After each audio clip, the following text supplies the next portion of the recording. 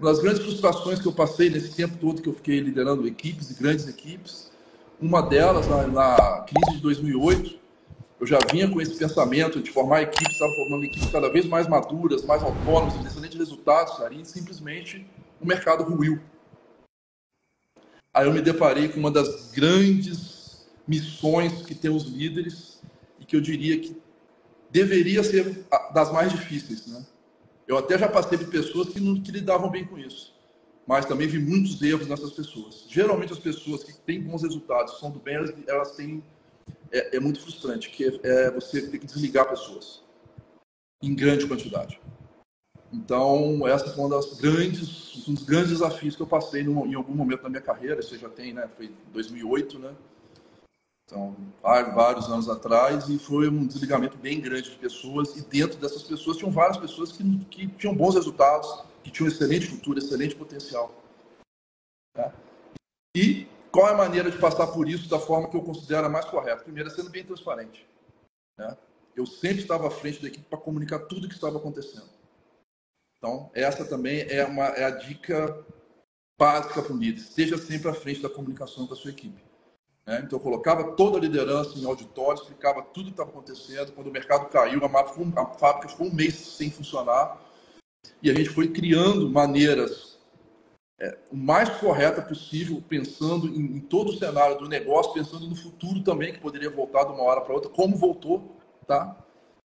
E eu me lembro de nos dias que a gente teve um dos dias lá que a gente tirou mais de 10% das pessoas tiveram que sair da fábrica. Foi o dia mais triste da minha vida, que eu me lembro, assim. Né? E eu me lembro de ter deitado aquela noite, ter chorado muito, né? E ter tentado avaliar o que podia fazer. Mas, o que eu posso trazer? Quando a gente lida dessa forma que eu falei, com transparência máxima e com critério, chega um momento que as pessoas que saíram vinham quase que me consolar. Porque elas sabiam que não estavam saindo por uma maldade, uma questão corporativa qualquer, sabe? Sim. E acabou que muitas dessas pessoas voltaram assim que a economia voltou. Então, foi uma experiência muito forte para mim, de uma frustração muito grande, que era inerente ao mercado, eu não tinha o que fazer, nem ninguém tinha o que fazer, mas, por outro lado, trouxe uma sensação de dever cumprido quando essas pessoas passaram a voltar e rapidamente passaram a dar o resultado que elas tinham que dar. Né? Então, esse foi um grande momento. Mais um momento que eu passei, e já teve algumas vezes, eu diria que pelo menos 2 na minha carreira, que eu me achava a pessoa mais preparada para assumir uma posição acima da que eu estava. E na hora eu não fui escolhido. Então isso aconteceu 2 vezes. Uma eu era gerente para virar gerente geral, outra eu já era diretor para assumir a diretoria mais alta. E eu tinha todos os indicadores de todos que eu conversava, do que eu fazia, dos meus resultados, que eu seria essa pessoa. E eu não fui escolhido. Né? E eu passei a perceber que isso é uma questão muito presente, muito forte, em muitas pessoas que passaram comigo. Né? E tem uma série de fatores que levam a isso. Né? Você tem vários fatores, desde política de empresa, que leva algumas questões em consideração que muitas vezes o próprio funcionário não está enxergando, até questões piores mesmo, que o líder está perseguindo, não querer que ele vá. Geralmente tem alguns motivos para isso. Um deles é porque não quer perder aquela pessoa naquela posição. O cara é tão bom aqui, se ele for promovido, eu perco ele. Esse pensamento pequeno ele está presente nas empresas. E nessas 2 vezes, eu diria que eu tenho uma coisa comum nelas. Quando isso aconteceu, a frustração existe. Você volta para casa triste, você volta para casa com raiva. São as emoções mais presentes, tristeza e raiva.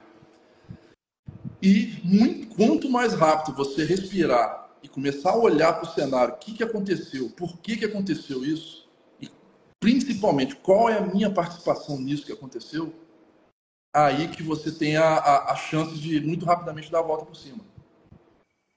Né? No primeiro caso, era uma promoção muito relevante, em menos de 1 ano eu assumi a posição. Teve uma mudança, eu assumi a posição. E eu entendi que faltaram algumas coisas para mim mesmo. Né? Algumas coisas que eu fazia, as pessoas não viam, porque eu não tinha um posicionamento correto de mostrar. Isso é muito importante para o executivo. Ele tem que saber mostrar o que é importante. Ele não que ele faça tudo para mostrar, mas ele precisa que as pessoas entendam a participação dele em alguns trabalhos. principalmente quando o trabalho dele é de gestão. Então eu entendi isso e muito rapidamente aconteceu. E na outra vez foi perto da decisão que eu tomei até de seguir outro caminho. Isso pode acontecer também. A pessoa fala, puxa, aqui nessa empresa eu vejo que não dá. Que as pessoas vão usar a palavra carta marcada, é o preferido do chefe, é só o queridinho. Primeiro, essas coisas todas eu diria que a gente não deveria falar de cara. Enquanto a gente não entender perfeitamente o cenário, a gente não deveria falar. Se após uma avaliação passou a raiva, passou a tristeza, tá normal, você olhou e viu que existe uma, né, empresas, eu diria que empresas menores, médias, pequenas empresas, empresas familiares, isso tende a acontecer mais, né? Porque funciona muito a questão de confiança, né? Mais do que o mérito, a meritocracia. Eu percebo isso, inclusive é uma das coisas que eu ajudo empreendedores a sair disso. Mas a pessoa olhou para isso, ela tem outras opções. Ou ela vai continuar naquilo e esperar mais tempo até ela poder entender o modelo que rege aquela empresa, ou ela vê que aquele modelo não é aderente aos valores dela e passar a fazer um plano estruturado para alçar outros voos em outros locais. Então essas são as formas, de forma simples, que eu diria para fazer nesse momento.